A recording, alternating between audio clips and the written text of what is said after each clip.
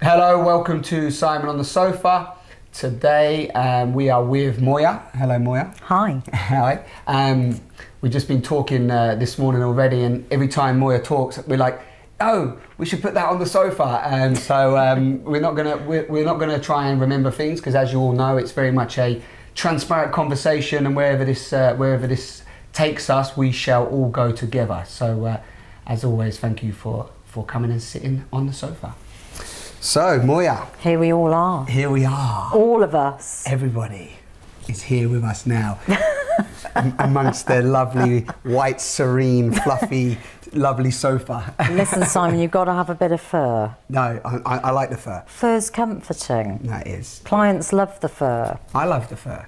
I love the fur. So, and I do genuinely love the fur. So, where should we start? I suppose you asked me what I'm up to. So very much, been on the, I suppose what everybody's, the spiritual questioning, as it were, what's it all about, what's going on, and what is love, and all these other, in-depth questions that we ask ourselves.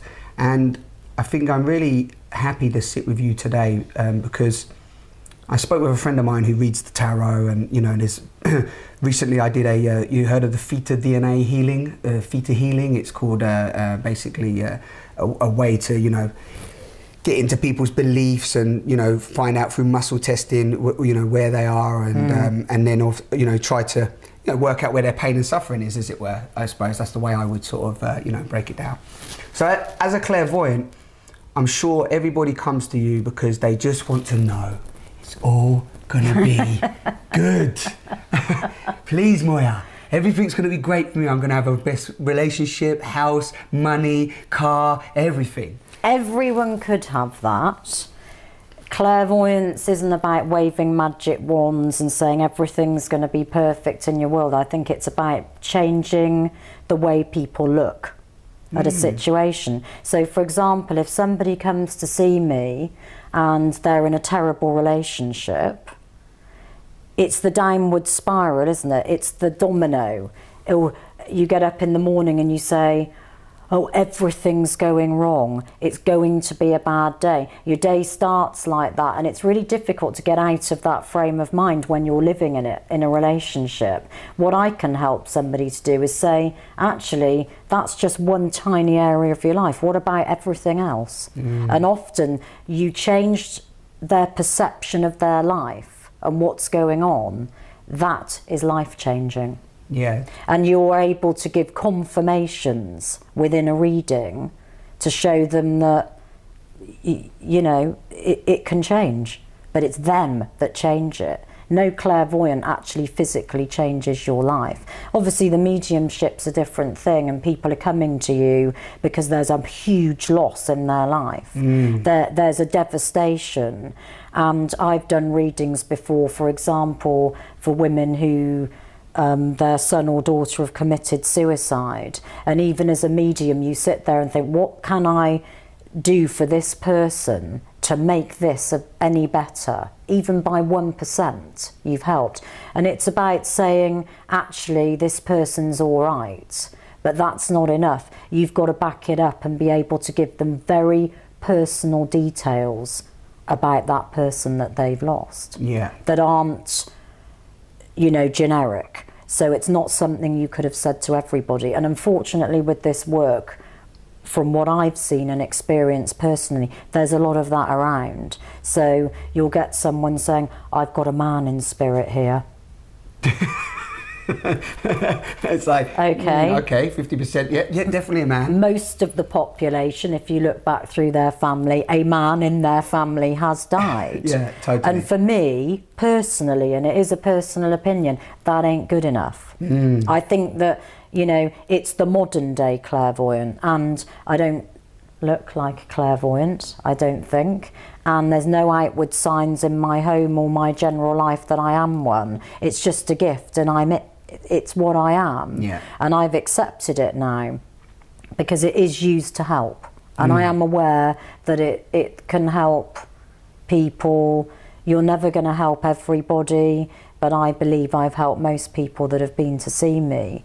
And even if I do a sort of public event, there should be laughter in that. Yeah, totally. Everyone who died is not miserable. If I went through and connected with a medium when I'd gone, it would not be miserable. And there's this sort of gloom that ascends on some of these events that you go to. And I don't think it's what people want anymore. I think people have got it. It's about getting a message out there for me. It's not about an ego thing. It's not about being this all-seeing, all-knowing, all-being person. It's just about saying to people, look, this is for real.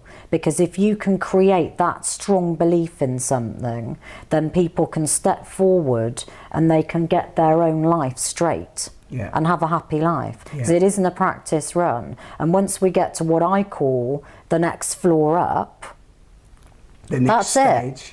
And you know, you might have lessons. Some people believe you come back as an angel. You know, I actually personally quite like angels, but I don't sort of want to walk into my sitting room and see one sat in the chair next to me. Hello. You know, How you doing? and the same with someone dead. I mean, for me, my gift was triggered. It was there from birth, but it was triggered by losing my brother in a car crash, and I was sort of probably had comments made at the time that happened that I was very hard about it. I didn't seem like I cared.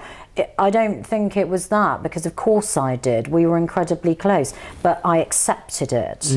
I immediately accepted that somebody was gone in the way that sitting there having a chat and a cup of tea. Yeah, totally. And people often ask, do you connect with your brother? Absolutely not, because I believe that to be unhealthy. He is dead. Yeah. Yeah, he's not here anymore. No, Yeah. he's not here with us, and you've got to live in the day and live your life and that's what your relatives would want you to do as well. Yeah, totally. And also thank you. You've shared a lot there, and I want to pick up on a couple of those points because you know it's so true what you say. But fundamentally, there's this whole thing you're saying about it being morbid, and what's coming to me is very much it's this whole idea that death, for example, is the end. It's morbid, it's sad, it's got to be painful. I can't accept it because if I accept it, I'm a bad person. And it's just, you know, I've got to be attached to something that I've lost because now it's gone. I wish I had it a different way. I wish I treated it a different way, or her or him. I wish I said to my mum, all I wanted to tell her is that I love her. It's like, so what I'm getting from what you're sharing is very much, it's just about self-empowerment. Yeah. You know, it's like you said. Accepting. If you can accept someone's gone, and actually often the people who can't come to terms with it, it's when they feel like there's unfinished business. So maybe they didn't get on with the person, or they didn't get the chance to say the things they want to say. And the message is really clear. Use the loss of that person in order to develop yourself as a person and change your life and change the way you're dealing with it. Then you're actually never going to feel like that again. Spiritually, when someone passes, there's no judgment. And it comes up a lot in readings. You know, they're not looking down on you. Any conflict or disagreement doesn't exist when somebody has passed. You know, that's gone. And actually it doesn't matter anymore because it's about today. Yes. So that person has made a connection with a medium to pass on messages to you. And actually it's to show you about now, and it's about your life. They will only give things that are about them personally, or stuff that you did together in childhood or whatever. And it's to prove that they're there. Yeah. It's their confirmation that you can't see them, but actually they are around. And people often worry that like their dad or their mum are going to be there when they're sort of in bed with their partner, or on the toilet. Got a couple or of in the angels bath. all watching. We're all sort of having, it's know. clairvoyant. What is it? Voyeur? No, Yeah. what are you? You're voyeur. Yes, you're a clairvoyant. You're a voyeur. But, you know, of course they're not, any more than in that when they were alive, they were doing that when they were alive. Were they coming into your bedroom every time when you're asleep with your husband? Of course not. And I say to people, it's the same in life as it was in death. It's the same personality. The thing that's gone is any kind of bitterness, because when someone passes, that doesn't exist. They're not going to come through as a bitter person, an angry person, because it doesn't matter anymore. So when it's, okay, so from that's today is important. So it doesn't matter. It doesn't matter for them because they've passed over. Yeah. So so the only person it matters for is actually the person that's holding on to any of the resentment, grief, anger, judgment, expectation, and condition. And that's where someone like me comes in, because I can change that in a reading. By the things that I'm saying, so they leave feeling differently about whatever went before with that person. And sometimes, obviously, it could be someone's parent or partner who was abusive, or if somebody has taken their own life, often people are angry towards that person. But if you can help them to understand why, and they can drop taking on the responsibility or any guilt attached to it, that's it. It doesn't stop you missing someone, and I have to be careful when I'm working not to have what seems like a harsh approach to death, because obviously when someone in my family has passed, I am devastated and I miss them, and it's heartbreaking in the same way it is for everybody else. The difference is I accept it's their time. It's finished in the way that we know it, but one day we will meet again. And I do really believe that. And often when I'm reading for somebody a bit older, I'll get that song in my head. I get a lot of music when I'm reading. For me personally, in terms of messages when my own brother's around, I might get a song. He was very into his music and used to sort of find limited edition records, so I'll walk in somewhere and I'll hear it. I was sat in a car with a guy once that I was dating, and I was thinking, I don't think he can be trusted, and the normal everyday stuff, not as a clairvoyant, as a woman. And I suddenly heard this record, You Don't Have to Take Your Clothes Off to Have a Good Time, which was one of my brother's favourite records, and I completely related it to him. And it wasn't something that was in the charts at the time, so it was more unusual to read it, and I thought, I think I'll be keeping my clothes on tonight. Thank you, bro. Good advice.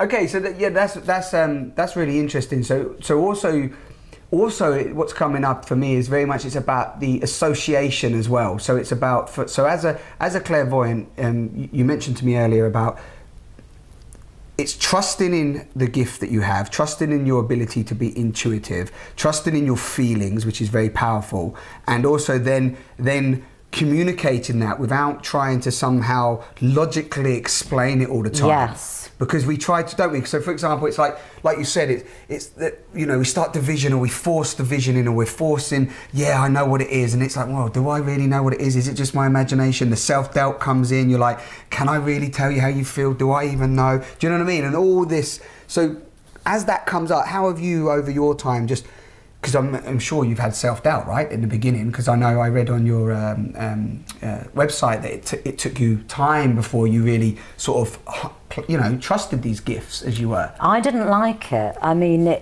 I was like it as a child. If you speak to my parents, they'd say, she was a bit strange. I was very fortunate they didn't make a big deal of it. So I'm not a psychic who grew up feeling really, really different. I thought everybody was like it. So when I was 17 and Jason was killed, that door opened. I was very aware of what happened to him in that accident. I was very aware of the sense of him being around, but I didn't want it. What I wanted was for it to stop and go away. And of course it doesn't. What I did in my ignorance, and probably because at that early age you are not in a position to read and take the responsibility, is I went into headhunting and troubleshooting, totally ignored it. But actually on reflection, I was completely using the gift for my work, because I could flick through CVs and pick out names. And it was a knowing that person was going to be placed. The trust came for me when I started working professionally, that self-doubt is what would block a reading. And as I became able to trust it and know that what I was saying to someone, which only comes through time, was absolutely on the nose, then you just come out with it. And that's where the logic, the minute you apply logic, you're lost with any work. You can't put any piece of you into a reading. That's what I say to people. It isn't Moya. It's not me. I'm not this special person. I was given a gift, and it's to be used wisely, and it's not to be abused. And when I abuse it, I know about it, because if I break the unwritten contract, the rules, not these days, but I have done in the past without meaning to, I get a slap on the wrist and my work is withdrawn for exactly 2 weeks. My phone will not ring, I will not get any work. And it took me a while to think, what's going on? But so you notice, so you're saying that you notice a cycle of events when you did, so when you say like the rules, you know, Yeah. So who's made the rules? The rules are unwritten and unspoken, and I guess if you do this work, it's spirit, it's something, it's an energy that says what is and is not acceptable. So for example, people talk a lot about telling, they're always frightened to go and see a medium or clairvoyant. They think they're going to tell them they're going to die. Not acceptable. And the reason it's not acceptable is because there is nothing positive about knowing when you're going to die. You can't change it. Well, so what is the point in saying in July you're finished? We could all be finished tomorrow, right? Exactly. So make the most of your life as is. Don't focus on when it might be ending. Focus on it's now, and you're in it, and live it. But of course, people ask the question. That's one rule.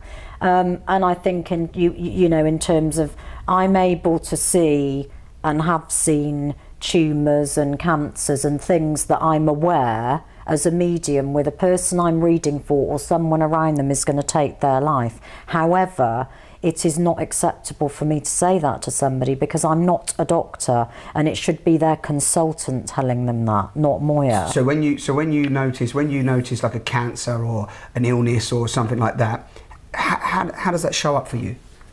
I see a picture of it in my head, and I'm directed to a certain area of the body by a flash of blue light, bright blue.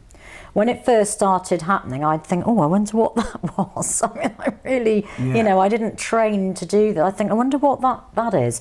And then, of course, you think, okay, the connection builds, the connection becomes stronger. Over time. I think people believe if you do this work, you're blessed in some way. So you've had this perfect life. Your life is perfect because you've got this gift. It's not. The lessons are painful in every single area of your life. Personally, the pain is right up there for me, and everybody who knows me personally knows that. You wouldn't know that to meet me, you wouldn't know that from coming for a reading, but it is the reality, and it's over many, many, many, many years standing. And I will share something personally with you because I think it's important. So, for example, losses I've had in my own life, and for me, one of the big ones, I guess, as a single woman, was having 2 ectopic pregnancies. Firstly, it nearly cost me my life. And secondly, it created a situation where I couldn't have children normally. Now, some women are in a position when that happens that it's finished, and every pushchair that goes by, it's freaking them out. It's a trauma. But for me, I used that experience to help others, and I suddenly found that I had an influx of people when I was obviously physically well enough to work that couldn't have children or had to have IVF to have them. And I have got a huge number of clients now that I've said, actually, you can have this child and this is going to happen, and it has. And that's a gift. That for me is what makes life worthwhile. That's what makes this gift worth it. I remember one girl came in, and it was 10 years she'd been trying for a baby, and I'd said at Christmas time, you're going to be pregnant, and it's a baby girl. And she texts me on the 22nd of December and said, Moya, I haven't even told my parents. I've just had a positive pregnancy test, and she has now in fact got a little girl. And that's not about, oh good, look at me, I was right, aren't I clever? Yes. That is about, that's wonderful to me. Yeah. That I got that text. It makes me well up. It's like it had happened to me as well. Yeah, beautiful. And that is that's what this work's all about. But it's obviously a job as well. And everybody who works gets paid. Yeah. If I was a multi-millionaire, wouldn't it be lovely to set a centre up and do it for nothing? But I'm not. And I'm like everybody else. I get up in the morning and I go to work. It happens my work's not kind of a hairdresser. Yeah. Yeah, totally. You know, and I try and keep it real. So I try and keep it so it's accessible to everyone. Keeping it real, Moya. Yeah, that's what I like. It is. It's the only way. You've got to. I don't want to walk around looking like a clairvoyant. I don't want people to think, oh God, you know, she's a bit strange. And, you know, you see people a lot stood on stage and they're saying, oh, what was that? Oh, could you tell me that again? And I'm like, who are you talking to? Yes. The reality is I am communicating with someone who is dead. That defies all logic. It is what I'm doing, but the delivery of that is making it so people don't find it strange. So they're focused on the message. They're not focused on who is she talking to. Yeah, and also it becomes quite theatrical in a lot of, because let's be honest, a lot of it is theatrical, staged, fake, made up. And the reason why I say this is because if you think about it, yeah, if you're keeping it real, this is what the sofa's all about. I love that. But fundamentally, it's like anything. It doesn't matter whether it's even to do with spiritualism, the clairvoyance, whether it's to do with football or whatever it is. Football. Well, I'm just saying. For example, you've got people that actually can do something, have a gift, have a talent of some kind, are connecting to something beyond, you know, words, as it were. And then you've got other people that have an idea of it, maybe intellectually, but then try to practice it without the actual feeling. Yeah. Do you see what I mean? There's nothing. I think I've been for readings where they're sort of telling you stuff and you leave feeling really down. You actually feel, you think, oh my God, is that like it for my life? And I think it's something within the person.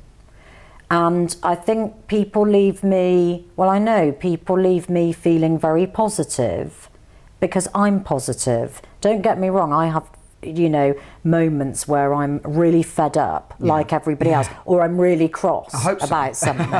You know, I am, you know, I don't pretend I'm angelic. I'm not angelic. I've made mistakes and I'm sure I'll make more. However, my delivery to that person is a positive one, and sometimes it's a funny one. Yeah. There has to be laughter in life. There is not you can't take life too seriously. You have to, life is about balance. And I say to people, when I say to somebody in a reading, you know, you're going to have a simple life, you see this panic ascend.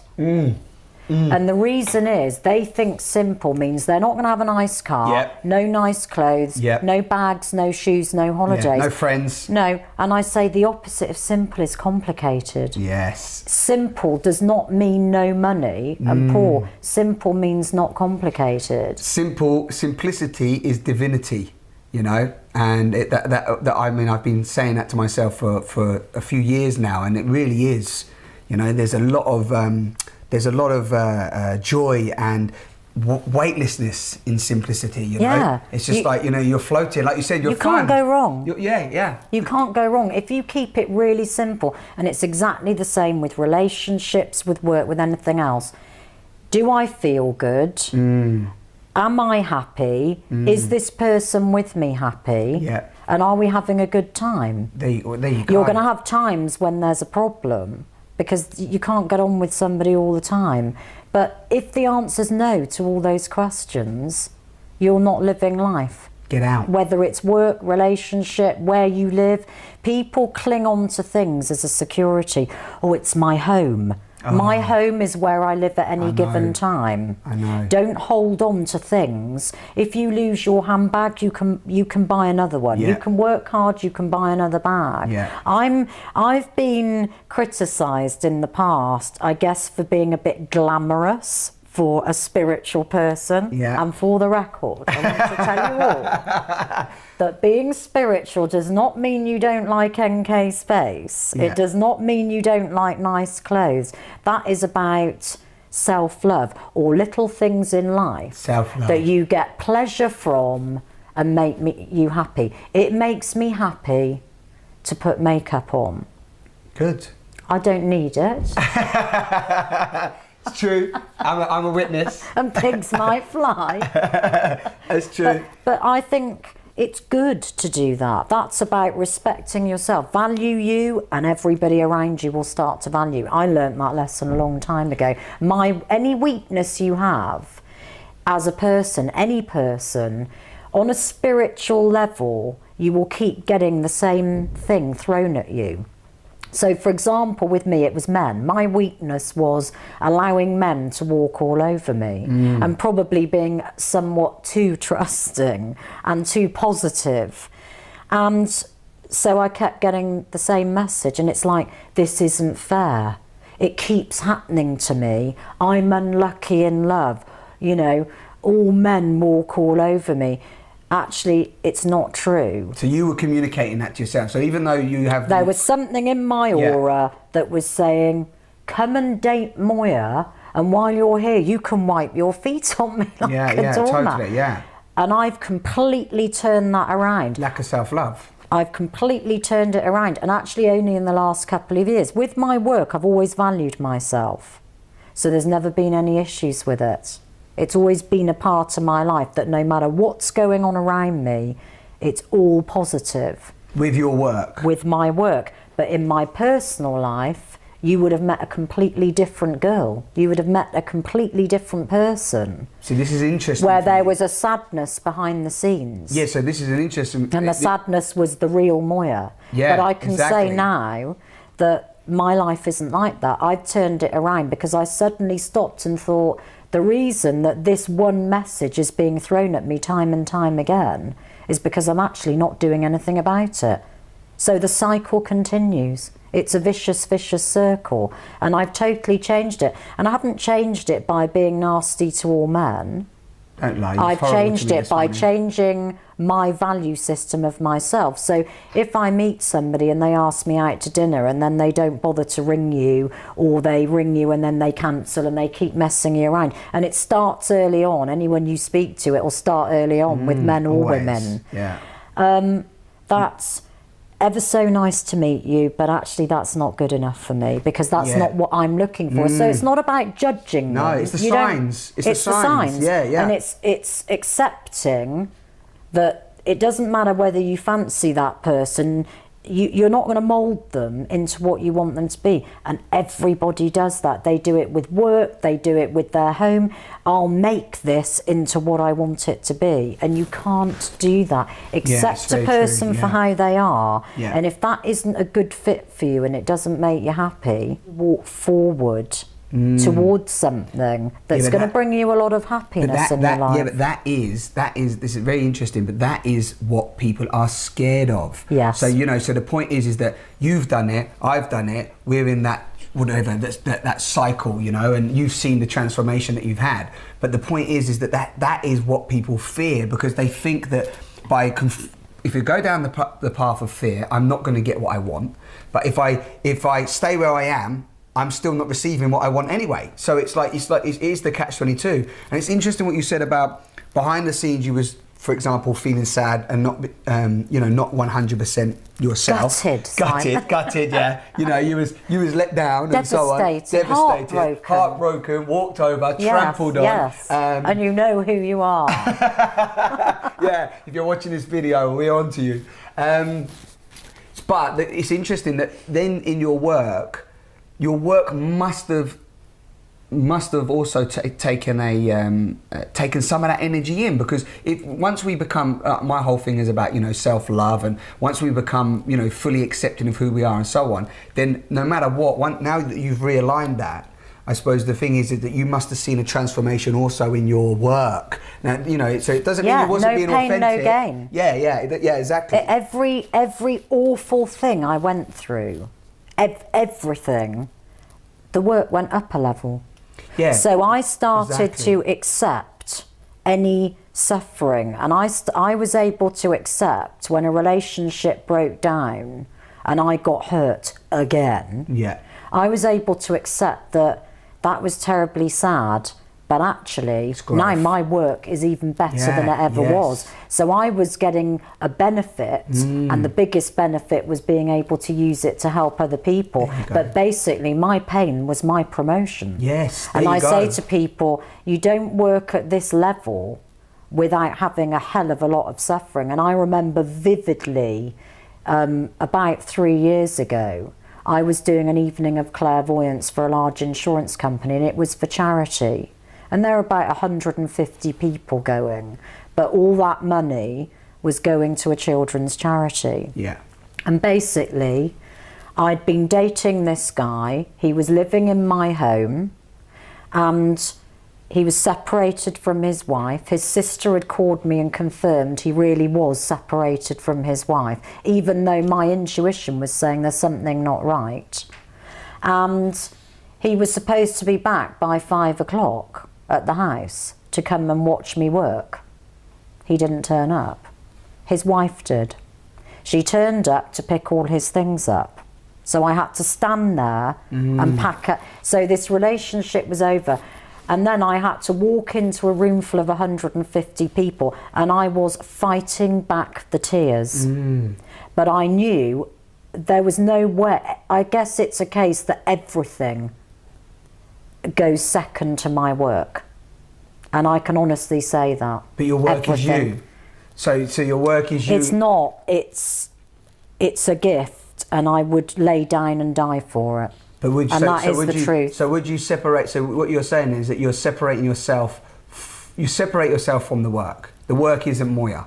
The work is a gift that's being channeled to you through me. Absolutely. And that's where there's no ego. There mustn't be an ego with it. I think the guy, when I was 17, I went to see a guy, and he was a medium, and he said, take a piece of advice, Moya, don't get caught up in ego. And I can see that it's easy to do that, because I've done events and I've read for people, and they'll come up to you afterwards and they'll be sort of almost gripping at your hand, oh, thank you, and it's like I find it embarrassing because they think you're like this guru-like figure. I am not. I am just Moya, and I'm going home, putting my pyjamas on, and I'm having a cup of tea and a biscuit. That was I've kept a clear channel in terms of my physical well-being and emotional well-being. I've protected that, hence relationships ending very fast if it's damaging to the work. I've put this gift first in order to help people. I mean, really. And, you know, many years ago, my own mum, you know, your daughter sort of walks in, she's worked for sort of 10, 15 years, building up to a certain level with her work. So I'm not doing that anymore. Literally, boom, like that. I'm not doing that anymore. I'm doing this. Yeah, I can see. It's horrific for someone. Yeah, totally. Obviously now and she was horrified, and I remember vividly saying to her, if I can't be this clairvoyant and medium here under your roof, I will be it somewhere else, because I've put it before my parents, I've put it before my friends, I've put it before relationships. I guess what I'm saying is I've put it before my own life. It does come absolutely numero uno. But I don't see. I'm not seeing the separateness. So, for example, because what I'm feeling is, one is that I'm here with you now, and I can feel your energy, which is lovely, and I also can feel your authenticity, and your transparency, and I can also see how you've overcome struggles of your own life. Because, you know, one of the things that me and my friends see is that very much the pain is the growth. You know, there's a lot of growth out of pain, and we also try to separate the pain. But what I'm feeling is that you, Moya, also benefits from the gift that you have, and also Moya benefits in many different respects. Even the fact that you can you know, can actually notice the out of aligned ego, I call it, and you can also notice how, you know, you had dysfunctional relationships, for example, but now they're not. No. We all have them, right? Dysfunctional, We all have dysfunctional relationships.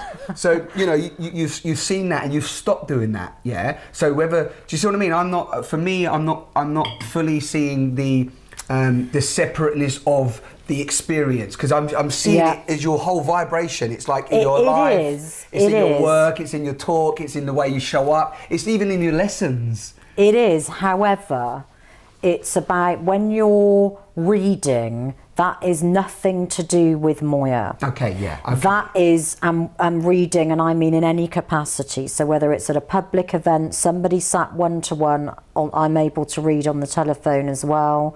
It's not about you and them thinking, wow, you're amazing. You hear it a lot. Yeah. Okay, on a daily basis, I get emails, text messages, and people say, wow, you told me this, you're amazing. It's happened. And this is where the ego has to be kept in check. Totally. And it's like, that's my gift that I was given to do exactly that for you.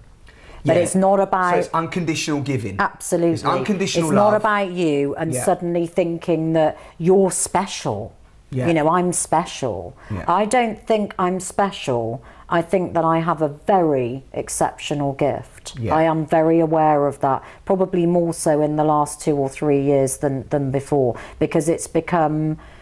You know, even I sit there when I'm reading and when I get feedback and I think, crikey, Moya, where is that coming from? Obviously, I know who my guides are. I'm responsible with the work in terms of protection and things like and the that. rules, like you said, and you're the rules, respecting the spiritual laws. It, yeah. But spiritual laws are also about you're not drinking a lot, you're not doing drugs, you're not doing things that are damaging to your vessel to give the gift. Because the clearer that is, the firmer detailed information that you can give people. And I think that's what it's about for me. It's about details. If I go for a reading, it's about come on, you know. Yeah, give me this some is details. Great, but when? Yeah. And I'm known to have very good timings on things, like to the date. You will fly on this date, so they fly. Okay. Unless there's a lot of snow. And you say that snow might come. Yeah, I wish that I could control the weather, because it is nothing short of a nuisance, but I can't.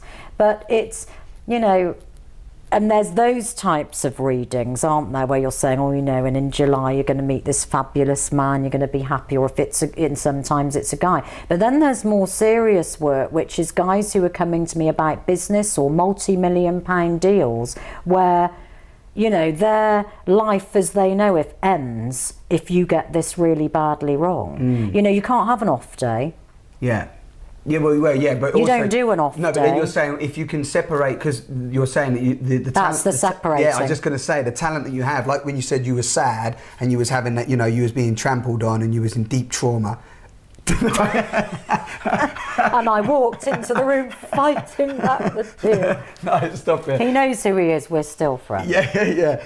But no, but you're having the ability, like you said there, to not bring that to it because the work's more important. Right. So, but then when with the work, you are bringing it's hard. What I'm trying to work out is you're still, like everything I do, if I share with something to somebody or I look at somebody or I might give them some love, give them some support, I'm still drawing on the experiences that I had. So for example, even when I was young and maybe like you said, something bad happened to me and so on, I'm drawing on that. So I'm not personalizing it and going, yeah, you should do this because I've done that, but I'm still drawing on that. Do you see what I mean? I think that gives you a wisdom that's outside of the gift. So there's your own life experiences, but you've got to be careful about bringing that into readings. I can see because that. then you're going to have a kind of personal, so if somebody comes to see me and they're with a married guy, as Moya the person, I'm going to go, don't even go there.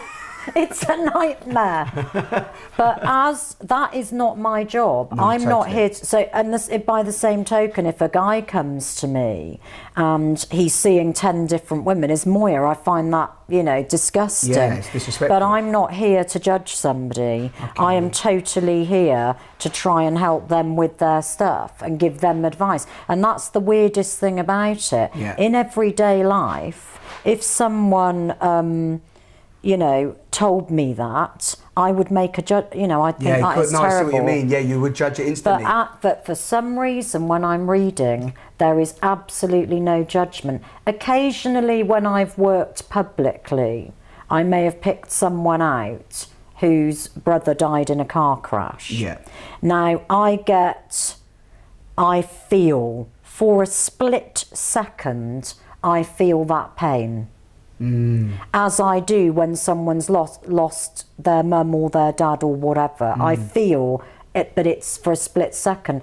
But I accept that pain, because you have to feel that in order to have empathy with the person you're reading for. Yeah. Because if you get to a point where you're just talking about it like, yeah, you lost your dad last week, Yeah. oh dear, well, what he's telling me is, you know, Yeah. well done for the new job. And, you know, that is really, that's too, you're immune. Well, you're too there's no detached. Too detached. There's no connection. and it's not, whereas I do have that connection. I say to people, I can pretty much guarantee you most things you've experienced, I've already been through those, and I'm only 41, I'm 42 in April. No. So, I know, and no Botox yet. That's right. You can draw some down for the spirit realm. It's They okay. say you look younger when you do this work. I'll let you know in another 10 years. Yeah, we can if do I've had to have my own face peeled back behind my ears. No, but you know, you have to, it's about, life is about being conscious. Yeah. And what's happened to people in the world is they're not. They're unconscious. So they're not feeling anything anymore. They're all single-minded. Most of them are getting on with their own lives, doing their own thing. A lot of them have become, and especially in London, it's all about making money and surviving. And they've just forgotten the little things like there's a woman struggling with a bag. Yeah. I've watched so many people since moving to London watch women dragging a suitcase, a massive suitcase up the steps I of a carry tube. them all the time. Do you? You will be very happy to know, honestly. But they don't. How Yeah. many people are kind of, it's like a surge of people, and it's like that costs you nothing. It's one little nice thought, isn't it? Yeah, action, in what nice is going to be action. 3 minutes of the day. And I say to people, spirituality is about stuff like that. It's about who you are inside. It's about your attitude to life, your attitude to other people. You know, don't judge people. Try not to criticise them. You know, I mean, when I go on holiday, I've done the sort of sitting there thinking, God, what does she look like? Yeah. You know, everybody does that. But basically in my everyday life, my attitude is, it's your own choice. Live and let live. Get on with it. As long as it's not damaging other people or damaging me or people I love personally. And because you're not there to judge. But each person, all they need to do is just think about others. Be Mindfulness. considerate. And anyone who wants to develop spiritually, that's what they need to start doing first. So don't have an awful diet. Don't drink a lot, don't do drugs, don't be nasty and spiteful about your friend behind their back. If you've got something to say it. It doesn't have to be spiteful and vindictive and nasty, but tell them how it is. Yeah. If they say to you, what do you think of my new boyfriend? Tell them what you really think. Basics. Don't wait until he's dumped on them from a great height. Oh, well, I knew he was like that because so-and-so. That being spiritual is about being honest and genuine. It's not about being sweet and nice. But it's not even about it just being... I have it's got not even- wings tucked in the back of here. Yeah, you know. I can see those. They're furry ones. You're floating out with the furry... I've got sheepskin wings. It's sheepskin wings. You're just floating through. No, but what you're talking about now is this is basics. And you know what? I know you say it's spiritual, Simple. but it's also not even about it being spiritual. Because if you take the concept that we're all here, and like I said this to you earlier, that everybody has the ability to love, everybody has the ability to do these basics. You don't have to have even read a book on, clairvoyance, self-development or anything to actually just understand that if you do those basic actions, you receive from that beautiful those actions, and you receive actually tenfold, don't you? You like you said, helping somebody up the stairs with karma. a bag is beautiful. There's good karma, there's bad karma. For me, they say that I'm saying they. Who are they? People. Who are they? Exactly, I don't know who they are. But it has been said that the higher level you work at, the quicker you pay your karma back. So actually, if I do something that isn't very nice, I will get paid back within 24 hours. And that's to the point of having a bit of road rage and beeping, hurry up, Yeah. I guarantee you, within a couple of hours, that will happen to me. Just as a law of the universe, you're saying Absolutely. It's basically you but do the quicker something you bad, pay it back, the higher the level that you're working at. So I'm always grateful for those little reminders in my own life that actually that isn't very nice, and actually you don't need to behave like that. Yeah. But you can't always, you can't walk around being perfect. Well, there's no perfection. It's impossible. Perfection What's is perception. perfection? Yeah. Stop it. No, but it's true. It's so true. So one of the things that are taking that on board, but also you do readings. You're clairvoyant. You're intuitive. Do you like being called intuitive? Is that okay? Yeah, intuitive. Yeah, that's good. Is that okay? Yeah, intuitive. It's lovely. It's a good word. So the only word I don't do is witch. Okay, witch. Or spells. No witch or spells. We don't do witches. We don't do spells, and we don't like the colour purple. Okay, I've always wanted to. You're like my friend Tiffany. She's the same. She's like no purple. The whole drab. She's a tarot. She's the queen of tarot. I call her anyway. So you do like readings from glass, champagne glasses or rings or jewellery and so on. So I wondered if I give you this, what about you do a little reading? Let's have a look. Yeah? You're thinking, this is going to be special. I thought, how about that?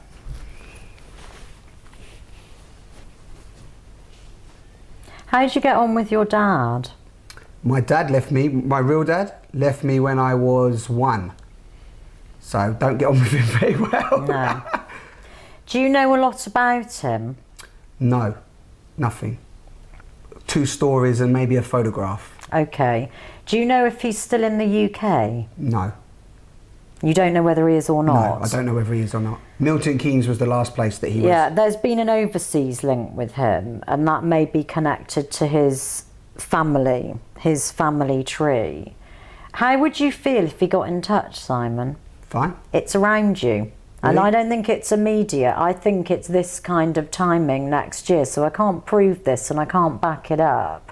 But I feel he's going to be in touch. And I think it's something with his health that's made him think, I need to set the record straight. So I'm not talking about him being told he's terminally ill, because I'm not feeling that. But he's had a scare, so it might be the old ticker, is what I'm going to say. No, he's close to the old death. So he's had a bit of a wake-up call, and I think he's going to do something about it. Have you been told by family that he was quite an angry person? No.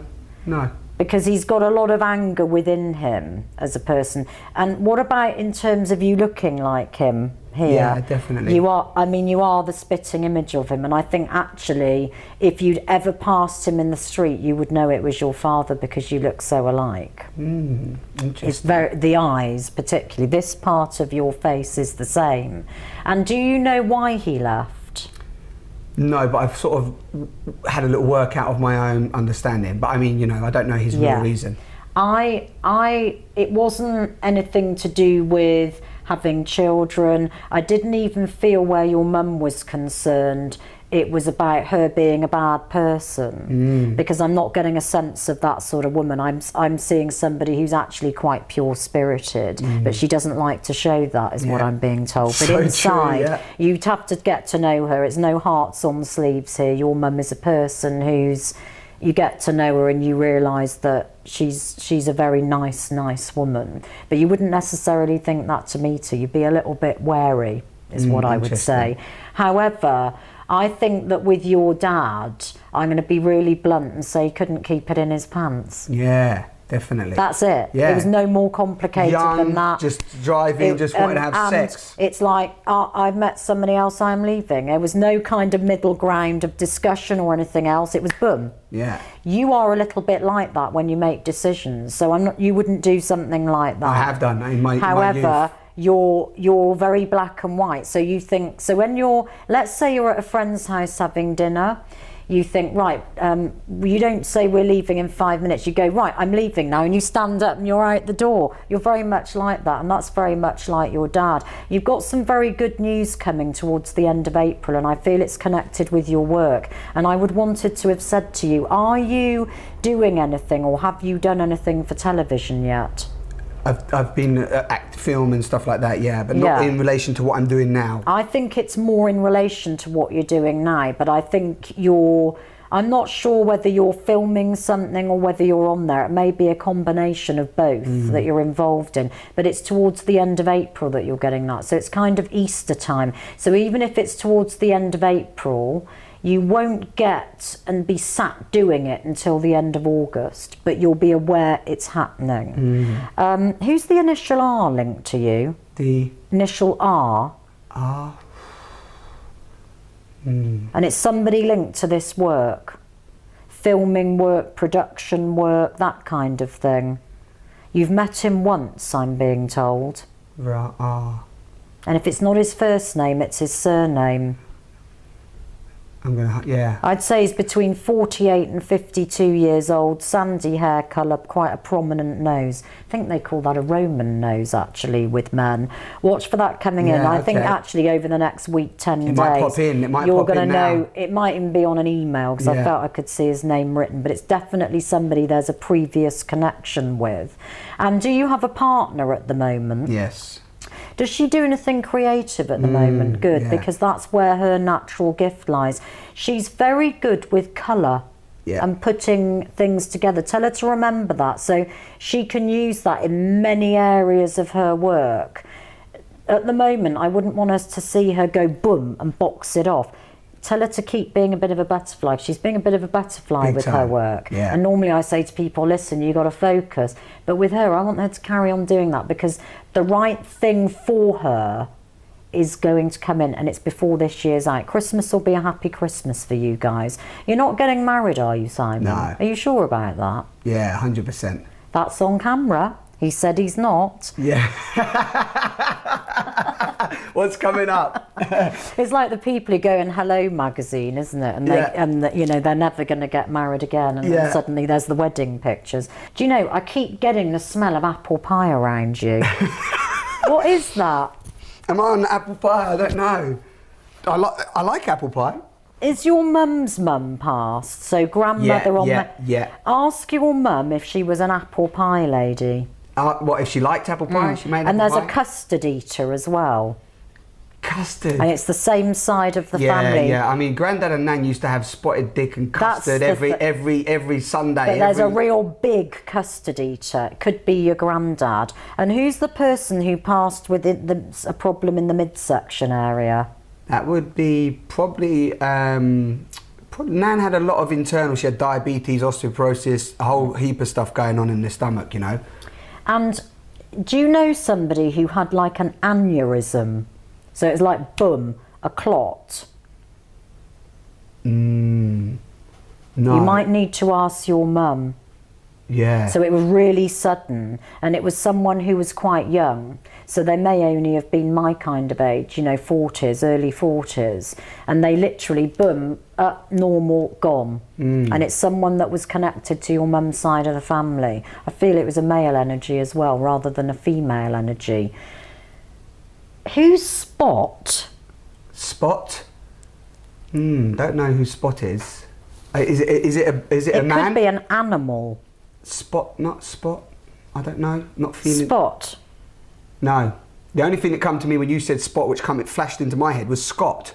No. But not Spot. I could take that, but I won't. No. I feel Spot. Watch for the name coming up, and it's something to do with an animal. Okay. A black and white. It's not Spot the animal. Dog. Spot the Dog was an old TV program we used No, to but watch. it's not linked to the TV program. No, It's, no, not it's this more one, yeah. personal than that to you. And normally when I give something like that, within 48 hours, you'll know what I was talking about. And somebody in spirit is actually laughing about it. Are you going to the Sun? The Sun newspaper? No. What, to tell him about you? No, the Sun as in a sunny climate.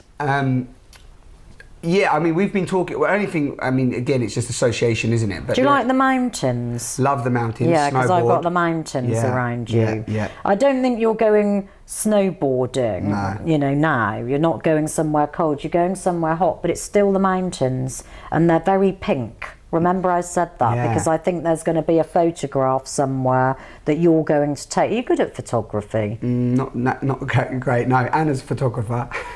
That's your girlfriend? Yeah. Oh, it's her then. Yeah. But I just saw what is a professional looking shot. And remember, pink in my readings is the colour of love. And you need the dentist as well. I'm going to take to top, back, right hand side. Yes, stop it. I wish I was a dentist and I could sort it out. No, because you know why I've been unfortunately avoiding it. I mean, do you know why I've been avoiding it? Get 'Cause it I've got to take sorted out. within 9 weeks. Do you do yoga or anything like that, or Pilates? Yoga. Good. Does you a lot of good. You should benefit a lot from that, and it's strengthening your back as well. There's a bit of a weakness there. And have you ever had a whiplash style injury? I can't tell you about my whipping times. You're going too much on camera now. I just saw you sort of, I felt like I'd been thrown forward. Interesting. I'd say you were about 16, 17. Yeah, I mean, yes. Is Do you know it what all happened? ringing a bell now? Yeah. Do you want to know the story? Yeah. Coming back from Southampton, and I was a bit intoxicated still, and basically fell asleep at the wheel. And this story is mad. We don't have time to tell it all, but basically I hit the central reservation, flew over the other side of the motorway, lost 4 or 5 hours, woke up in the in a triangle of grass, luckily, with 2 other guys that I was given a lift. Come round, the car was the wheel was caved in. I come round, I swear to you, as I sit here now, I remember saying to Ben what happened. We drove home the whole way, nobody spoke. I dropped off the guy that was in the back, he never said a word, and then I drove home with a damaged car. That was when I was, I think I was 18. But the thing is that you did, you know, it caused a little bit of damage. Interesting, a yeah. weakness with the neck. So it's good that you're drawn to, Pilates is good for backs and necks as well. But it did jolt your neck out a little bit when you did that. Interesting. A lucky escape, some would call that, wouldn't I would they? call that a big lucky escape. I do call it a big lucky escape. Yeah. Would you okay. consider yourself lucky with money? Lucky with money? Because I would. Would you? Yeah, very. It seems to come to me when I need it. It does, but I and don't it'll always be like that. Yeah, I always find it, but I don't have much of it. It'll always be that way, but there'll be more. You'll find that the sort of times it comes, those times will get greater, but it'll always be more random. You're not a 9 to 5 person, and life will never take that 9 to 5 structure with you. That will never happen in that way. Have you been in trouble with the police? Many times.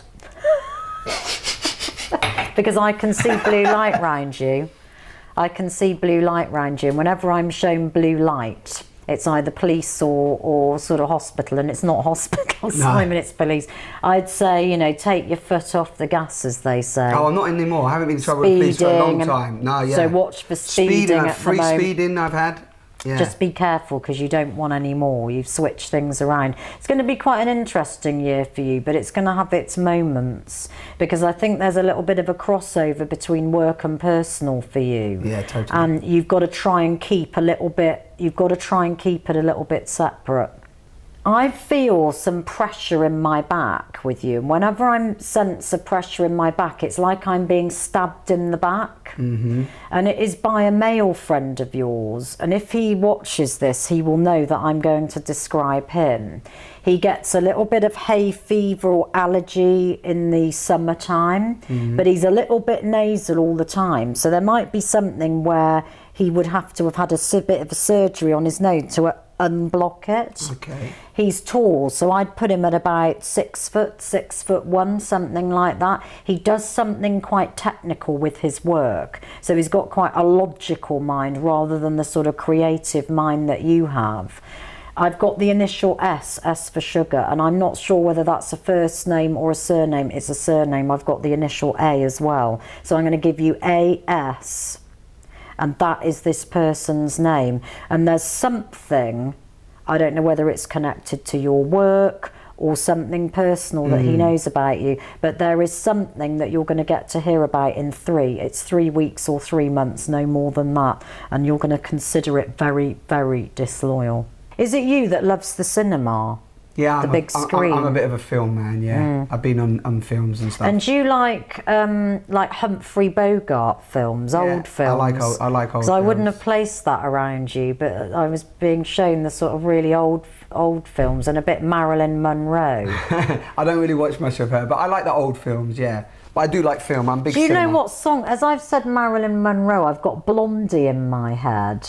Who's and you Blondie? know Blondie as in Blondie the singer. Okay. That's you, isn't it? No. Come on. But I've got that song and I want you to watch out for listening. Okay. To a Blondie song. You switch on the radio in the next 3 days and it'll be Blondie blasting out. I'm going to look forward to it. You can keep going all day, but we have to stop. That is amazing reading. Guys, we have to stop. That's unbelievable. You just got the there you go. That's Moya. It's just done a very. And Pedro's moving. Pedro's moving. He is thinking of moving as well. Yeah. This is madness. You're moving soon, Pedro. Stop it now. I've got to say my goodbye. Thank you so much, first and foremost. Pleasure. Love and light. Love and light. Thank you so much. It's been a lovely conversation. Okay, just one thing I want to say on this. I know it's, well, if you're watching this, I'm sure you're going to enjoy it. Moya is actually going to be doing an event on the 18th of March at the LCS. Is it going to be at the Bloomsbury Baptist Church? It is. So, so basically you can see that link. I'm going to put that link at the bottom of this video. And this has gone on a little bit longer than we first anticipated because of my reading. But I think if you're really interested in Moya and you actually have just seen this live reading, then, well, all I can say is that, you know, that is nigh on 95% everything that Moya's just shared is true. And, you know, that's me to you. So, thanks for watching, guys. Thanks for sitting on the sofa. Have an absolutely wonderful day, morning, life, whatever. Take care.